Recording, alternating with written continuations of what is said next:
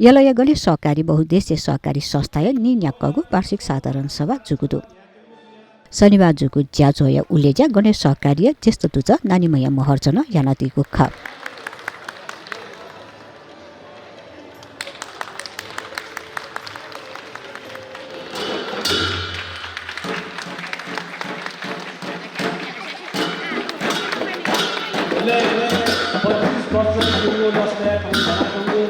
ज्याजोले अध्यक्ष रत्नलाल महर्जन वार्षिक प्रतिवेदन प्रस्तुत यानातिको ख यस संस्था 25औं वर्षमा प्रवेश गरेको पुनीत अवसरमा आयोजना भएको रजत वर्षको सभा तथा यस वार्षिक साधारण सभामा यहाँहरूलाई हार्दिक स्वागत गर्न पाउँदा म जान्दै गौरवान्वित भएको छु।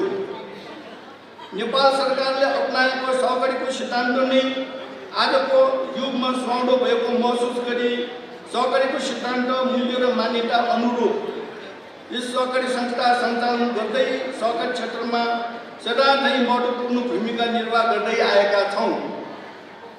आदरणीय सदस्यहरू, देशको वर्तमान राजनीतिक अस्थिरता, संविधान लगायत स्थायी सरकारको अभावबाट सम्पूर्ण विकास क्षेत्रमा भइरहेको अवरोधको अवस्थामा आर्थिक क्षेत्रमा पनि उत्तिकै असर पर्नु स्वाभाविकै हो।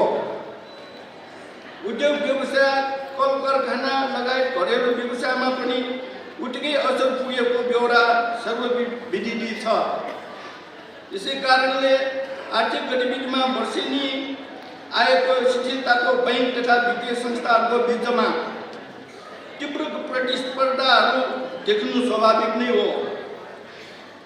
देशमा उत्पादनमूलक कल कारखानाहरू बन्द हुने क्रम बढ्दै जानुको साथै दक्ष जनशक्ति वर्षै पछि विदेशमा पलायन भइरहेको जानकारी पनि यहाँहरू सबैमा अवगत नै छ। यसै अनुरूप पुँजी बजारले गति लिन नसक्नु, लगानीकर्ताहरू निष्क्रिय हुनु, उद्योग तथा व्यापार व्यवसाय गर्नेहरूको मनोबल गिरेर लगानीकर्ताहरूको अभाव भई बैंक तथा वित्तीय संस्थाहरूमा अधिकतम तरलताको अवस्था देख्नु, अर्कोतर्फ घर जग्गा तथा सेयरमा लगानी गरेका लगानीकर्ताहरूले पाखाभित्र ऋणको सामा ब्याज तिर्न कठिन भएको अवस्था पनि यथावतै छन्।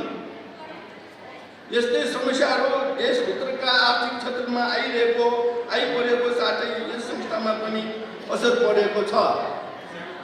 यसै आर्थिक क्षेत्रमा भइरहेको समस्याहरूको बावजुद पनि संस्थाले समस्त सदस्यहरूलाई सेवा पुर्याउने कार्यमा कमी महसुस गराएको छैन।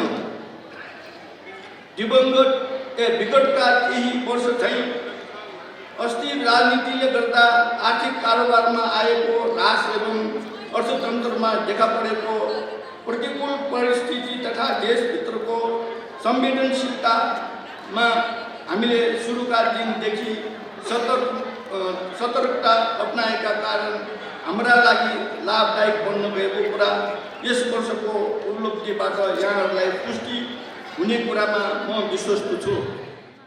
अध्यक्ष ज्याजोले लेखा समिति प्रतिवेदन लेखा परीक्षण प्रतिवेदन न प्रस्तुत जुगो ख अब 81-82 को लेखा परीक्षण प्रतिवेदन यसै साथ संलग्न गरिएको छ। यस वर्ष पनि लेखा परीक्षण प्रतिवेदन क्यास बेसिसमा तयार पारिएको जानकारी गराउन चाहन्छु। नम्बर 3, निक्षेप संस्थाले विनियम नीति तथा ऐनको अधीनमा रही आर्थिक कारोबार गर्दै निक्षेप सङ्कलन गरिँदै आएको छ। विगतका दिनहरूमा चाहिँ संस्थामा बचत योजनाहरू यथावत नै सञ्चालन भइरहेको जानकारी गराउँदछु। सदस्यहरूले ध्याय बमोजिमका निक्षेप बचत खाताहरू खोली रकम जम्मा गर्न सकिनेछ। बचत निक्षेपमा दैनिक ब्याजमा र आवधिक निक्षेपमा प्रत्येक 3 महिनामा ड्याहेका दरले ब्याज दिइनेछ। तपाईहरुको अगाडि यो प्रत्यक्ष विवरण पेश गरेको छु। नीति 2082 श्रावण 1 गतेदेखि लागू भएको छ। यो अब ऋणतर्फ 4 नम्बर पेज नम्बर 8 मा यो 50 लाखसम्म तपाईहरुले ऋण लिनुभयो भने 9% ब्याज हालको अवस्था, 50 लाख भन्दा माथि 1 करोड 25 लाखसम्म ऋण लिनुभयो भने 8.5% मात्र ब्याज लाग्ने छ। 1,25,00,000 माथिको ऋण लिनुभयो भने तपाईहरूले 8% मात्र ब्याज तिर्नु पर्छ संस्थालाई। स्पष्टीकरणमा उल्लेख गरेको छ, मिति 2082 श्रावण 1 गतेदेखि लागू भएको परिमार्जित उपरोक्त नीति अनुसार स्वीकृत ऋण रकममा ऋणीले कम्तीमा 1,00,000 अर्को थप गरी लिन माग गरेमा मात्र यो ब्याज दर लागू गरिनेछ। यो परिमार्जित ऋणको ब्याज दर नयाँ लिने ऋणमा मात्र लागू हुनेछ। ज्याजोले ज्येष्ठ दूज सम्मान, उत्कृष्ट भूमि सम्मान, उत्कृष्ट ऋणी सम्मान लिसे स्वयंसेवक सम्मान न यागु ख।